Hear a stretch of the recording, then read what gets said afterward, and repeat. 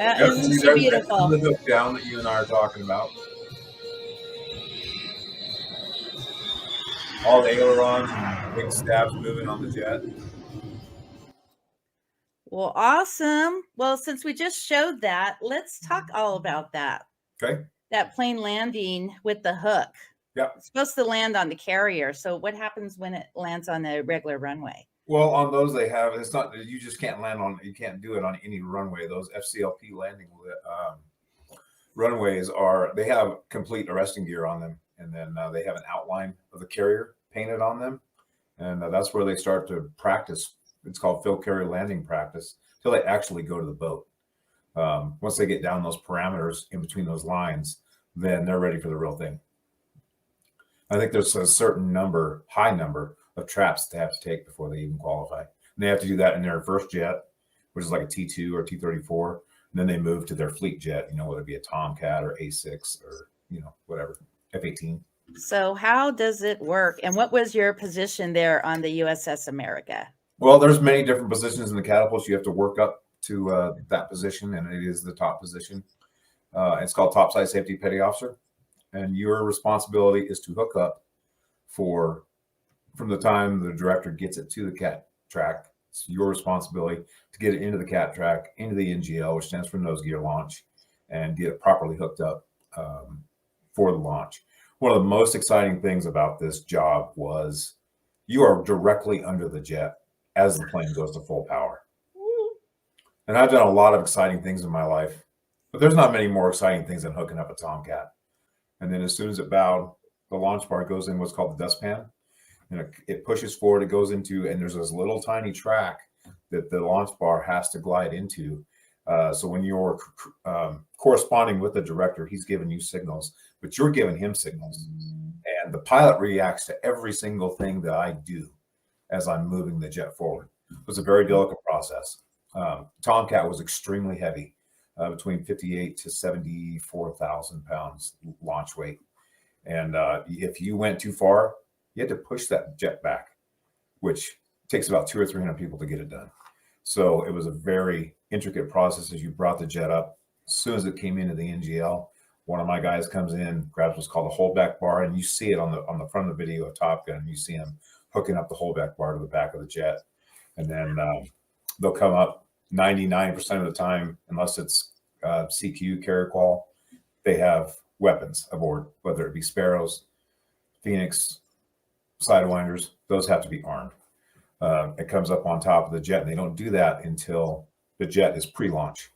And I bring it up to the top of the shuttle, move away from the shuttle, get away out behind the shot line. They arm the Sparrows, Sidewinders, pull all the RBF tags, remove before flight tags. And those are red shirts. They leave, get out of the way. Catapult officer, who's yellow shirt, directs me. I'm a green shirt. I go back to the bird. There are two plane checkers, we'll call final checkers for the squadron. Both of those guys are white shirts. And one is on the aft part. They're both on the aft part of the aircraft. That's me at the nose gear launch, bringing him into the NGL. You'll notice the Tomcat is bowed down. The launch bar is actually in what's called the dustpan. You see my director's arm holding up, and he's telling him hold brakes. And then as soon as I give him a thumbs up, he'll start bringing the cat forward. You'll see my fingers do this.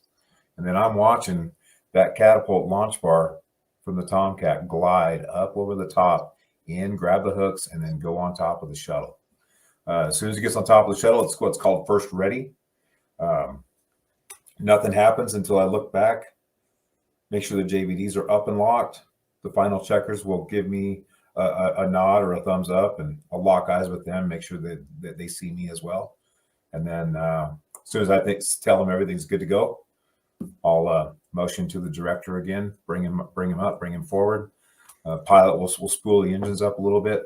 Now, if you have never heard the Tomcat in person, it is a primal scream that it's almost hard to, it felt like it was reverberating inside your ear, even with dual ear protection. It was so loud, but it was a guttural primal scream that you just couldn't get over. And as soon as it came to the top, I would motion Same thing to the director. As soon as a bird was armed, then he could go in. I could bring him into the actual catapult shuttle, and as soon as it drops over the top, what's called the throat, and it goes in, there's a spot on the launch bar. It's actually, I don't know if you can see it on there, but it's painted black.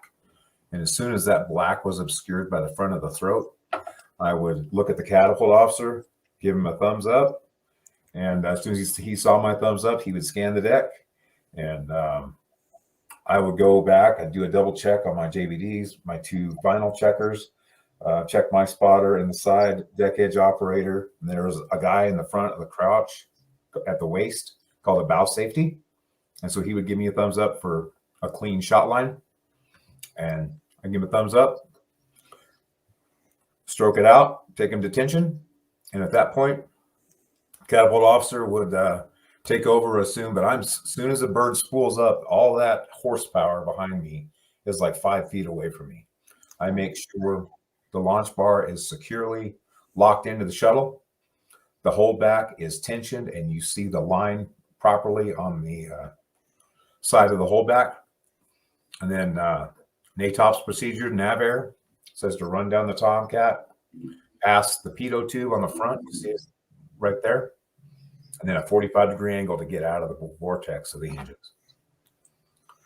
And then as soon as they see my thumbs up, he waits till I get past the shot line, and then the pilot is directed directly from the catapult officer. The catapult officer takes over for launch from there.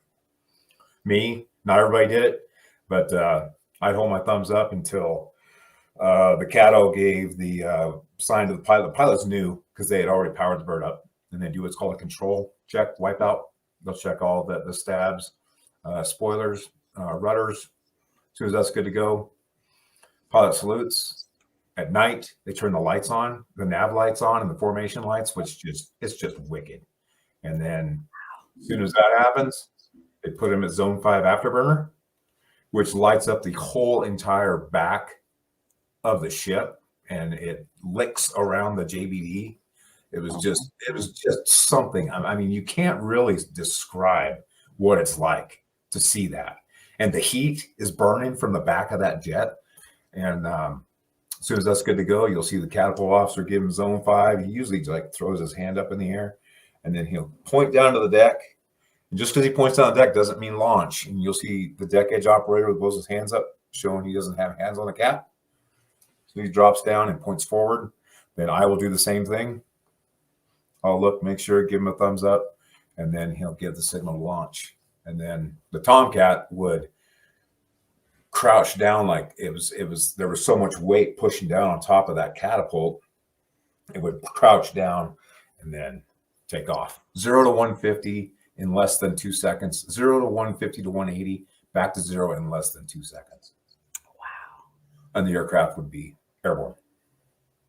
Me, I would hold my salute until the jet went off the round off, and then next bird's up, ready to get launched.